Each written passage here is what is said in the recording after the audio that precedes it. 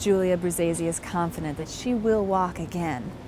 Struck by a mysterious illness months ago and confined to a wheelchair, there's been an outpouring of support by community members and by complete strangers. But the family has been denied support by one vital entity, their insurance company. It would be the second time we've been denied. For nearly half a year, the Bruzzeses have been trying to learn what's wrong with Julia. They're convinced that her mysterious illness is Lyme disease, and that conclusion is supported by some specialists. But because of outdated federal guidelines by the Center for Disease Control, or the CDC, the family's insurance companies, GHI and Blue Cross Blue Shield, refuse to recognize that Julia has that illness, and so they refuse to pay for treatment. She has all the signs and symptoms. She has the bullseye rash. She shows Lyme in her blood. It's just not high enough to meet the requirements that are set by the CDC to get treatment. And so the family is left alone to pay for treatments, while Julia continues to suffer. Her father, Enrico, had to give up work to care for Julia as her symptoms worsened. She now can't move her legs. The once active 12-year-old sought a blessing from Pope Francis during his trip to New York, garnering massive media attention and prompting a Lyme specialist in Albany to offer his services free.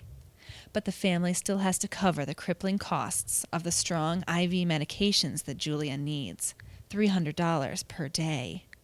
And they might have to pay thousands of dollars for another component that would greatly ease Julia's suffering, called a PICC line. A PICC line is a permanent IV, so it stays in you. It could stay in you for about a year, if that's what you need. And so instead of getting sticked every day and having bruises all over me, that's what we want to get. As bills piled up for the Bruzzese family, members of their school community took action. Parents of some of Julia's friends at St. Bernadette's started an online fundraising page on the website GoFundMe. We knew it would cost a lot in order for her to be treated, and she needed to be treated. They would not be able to do it.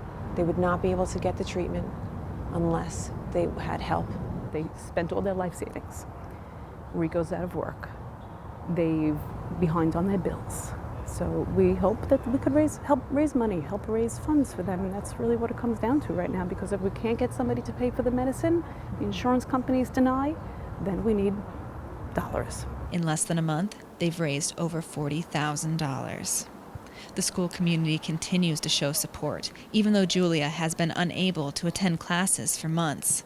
Just today, they gave her a special card. They went into the schoolyard and got into a shape of a J, and it was really cool, and they gave me the card today.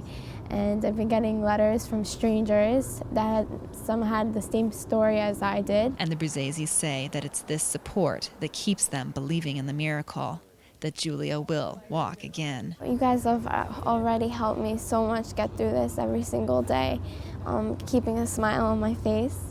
And I know that I will get through it, and I will walk again. We'll get there, but it'll be a slow journey, but we're gonna get there. I know for a fact. The Bruzzeses say they're touched by every single donation that comes in.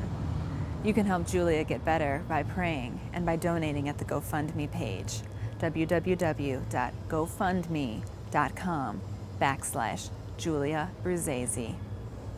Reporting for Currents from Dyker Heights, I'm Katie Breidenbach.